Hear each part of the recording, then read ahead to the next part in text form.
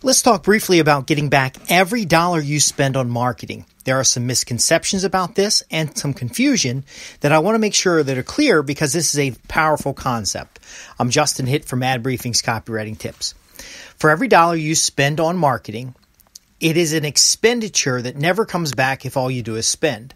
But if you understand the circular concept of investing in new customers, you will get back every dollar you put out there. Here's the key. You have to understand what your actual costs are. So you're going to have startup costs. You're going to have operational overhead. You're going to have costs associated with the marketing itself. There's all these categories of cost. You have to make sure that for every cost unit or unit of cost, your marketing campaign has the potential to bring back a volume of revenue higher than what is spent to get it. So if you've got to have a store or your client has a store and they're spending $1 on marketing, it's not actually just that dollar. Because if no customers come in, they still have the contributed overhead of the business itself. Now, a lot of marketers fail because they don't account for these things in the cost. So one of the things that I do as a consultant is I tell the customer, we're going to pay for my services out of your advertising budget.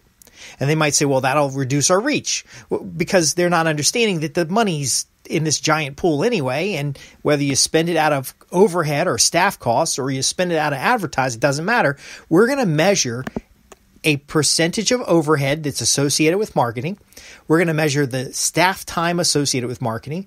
We're going to measure the cost of printing or the pay-per-click campaigns, all of this as a factor to know whether or not what we're doing increases customers. Now, this allows us to compare one method of marketing against another. But listen to this concept. Understand this, that whether or not customers come in that store, all the stocking of the shelves, all of the business signage, all of the cleaning services, everything associated with operating that business, including the cost it takes for the owner to get there, is part of the marketing costs. So if the external advertising is the lead generation to get someone into the store, and once they're in the store, you have a contest or you have some activity to get the contact information, then you've done something. But if all they do is walk through your store and they don't buy anything, they don't leave any information, they don't join a club, they don't schedule an appointment, then all of that is wasted. Now, for many businesses, it wouldn't matter if one person came in or 100 people came in, the operational cost of that business is pretty fixed. So they can come up with a number that is, for example, that our location A costs us X number of dollars a day. So every day that campaign is running, they have a fixed cost associated with the building. Now, you can split that fixed cost over multiple marketing campaigns, and this is a way to learn a little bit more about your client by asking them, how many marketing campaigns are you doing at any given time? And if they say none, then you have an opportunity here to help them. But again, they have to understand the concept that each one of these campaigns is an activity designed to bring customers in, and there's a base cost. It's their operational costs. It's their overhead costs that must be accounted for in determining which of these campaigns are profitable. Because you could bring in a customer for a sale, the store is packed and nobody buys anything, or they don't buy enough stuff to pay for that day's operation, that campaign has failed. Now, again, with direct response marketing, joint ventures, and other activities, you want to get the folks into the location. You want to get their contact details, and sometimes you can just grab it off their phone. But overall, you want to have appointments set. You want to have people joining your newsletter. You want to have people who have reserved product. You want to capture the information so that once they leave, you can invite them back. So it's very expensive to get a customer. Now, the more money you can spend on getting a customer, the better. But you want to get every dollar back over the life of the customer. Now, how soon will you get every dollar back? Really depends on the business. Some businesses will get all the money back in the first transaction. Some businesses will get all the money back over a certain number of transactions. And while the majority of businesses will have some kind of date and time. I personally would like to see every dollar invested in marketing back within 1 year. Now, what I've got in front of me here is a special report called Get Every Dollar Back. I'm going to just scan over it real quick because a lot of local businesses don't understand this. Now, as a copywriter, marketer, business development professional, local businesses are an opportunity because you can bring in a customer and then find cooperative marketing opportunities to help others bring in the same customer, and that can further split or reduce the costs. But if everybody operating in this joint venture or this cooperative marketing program doesn't understand the actual cost to get a customer in a store, then it would be very difficult to manage this kind of thing and to know whether or not what you're doing is working. Now, I know a lot of folks don't want to know what they're doing is working. They just want to deliver something to a customer, get a check, and it's the customer's damn problem if it doesn't work. That's not how we work around here. Ad Briefings uses a relationship model that I teach in other areas, and we really want that first interaction to start establishing an ongoing and repeating relationship with a customer and help them become smarter in the business. And this is why this matters. If your client already has a customer base and they have a store location and they're successful with your campaigns, they will always ask, should we open another location? Now, understanding the contributed overhead, the staffing costs, and the other factors that create a cost per day for a business location, you can start answering questions whether we should keep the business open one day or every day. Should we have a pickup? Should we have special events on a slow day? Which are our slow days? These things take you from just a simple copywriter spitting out press releases for $99 and being happy you got any work to a marketer who understands the conversions, and then finally to a business development professional that helps develop the profitability of that business. So they say, should I open a second location? What do we got to look at? How much would it cost to open a location? How many potential customers would go there? Would one location cannibalize business from another location? Could we have an online channel or an alternative channel like mail order that would help us expand the business without having multiple locations? What's the capacity of the current location? Now, an unsophisticated client, their eyes will glaze over. And that's why I only accept customers who kind of already understand this. And I put a lot of effort into educating the marketplace by the podcasts and the non-interactive media. So there's an approach as a copywriter, as a marketer, as a business development professional. There's a little bit different approach because this won't be once and done. Many of your clients, the only right answer you can give them is it depends. So they say, should I open another location? It depends. Let's schedule a consultation to discuss your unique and specific needs. Do you see where we're going here? Now, in your own marketing, you've put money out there.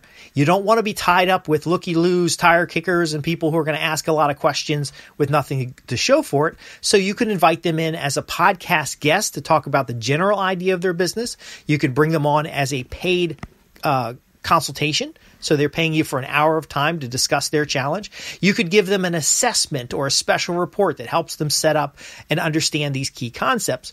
But again, it's a huge mistake to not understand how much it costs to get a paid transaction, and then to whether or not to know, is that transaction covering the cost to get that second customer? Now, the good news is that repeat customers are the lowest cost customers available. If you've got a customer today and they buy from you a second time, you've essentially cut in half the initial cost of bringing that customer in the door. If they do something on a third or fourth time, you're lowering the cost to the point where you have recovered every dollar you put out into the marketplace to get that particular customer. Now, remember, all the dollars you put out into the marketplace is beyond the line item of advertising on your books. Now, you're still going to have a CPA or an accountant who's going to break it out by line items, but a smart marketer will help a client break out even further the contribution to overhead that is in the activity of marketing, and then package each marketing activity in a campaign. Now, this particular report I have in front of me actually is a multi-step autoresponder. I'm not sure that it's available online, but again, if you write with your questions, I'm Justin Hitt with Ad Briefings Copywriting Tips. Let's talk real quick about the cooperative marketing element or the joint venture element. Now, one of the reasons joint ventures fail or cooperative marketing fails is because the partners' transactions are too small. Okay, so they're small transactions. They're getting $1 here and $1 there, and they can't spend $10 to get a customer because it would take 10 transactions in order to recover the initial cost. Do you see how that works? If you don't know your additional costs, then you are going to have a challenge here because you will do a lot of new business, but not be satisfied because the more business you do, the actual more debt that the business owner gets into. The math just won't work because they don't know their costs. A lot of folks won't focus on a conversion activity. The conversion activity is where we are changing behavior into a measure. So they have requested additional information. They have scheduled an appointment. They have purchased a product. These are all transactions that you can measure. And if you're not measuring these things, you're going to end up with a problem. Another mistake that folks make is attracting too many customers. Now, I got a whole list of mistakes here. I'm not going to go through all of them. I'll wrap it up with this, is that you could get too many people at the business. Now, I know a lot of clients will say, I would love to have too many customers. If those customers are not profitable, you're now going to set up an unrealistic expectation of service because you won't be able to profitably deliver what you've promised. So they've come in, they've purchased something, you lost $10 on the transaction. And now you've got 100 customers where you lost $10 on each customer, and you're just hoping and praying they're going to come back on their own volition. Again, it's not going to happen. You need enough money built into the transaction or your marketing budget in order to keep bringing people back. So a percentage of every transaction needs to come out into a marketing war chest. And then that war chest needs the math behind it to know that bringing in those customers, that they have a certain lifetime value, for example, or they have a certain referral rate. And these measures are not the most popular thing with business owners. A lot of times they want to sit in the store and hope stuff happens. They don't want to do all this math and calculations in the back end. But again, that's the reason I mention it to you, because it could be an opportunity for your business to expand, to go beyond just simply writing copy, but writing copy that's tailored to a specific audience of individuals who are profitable customers.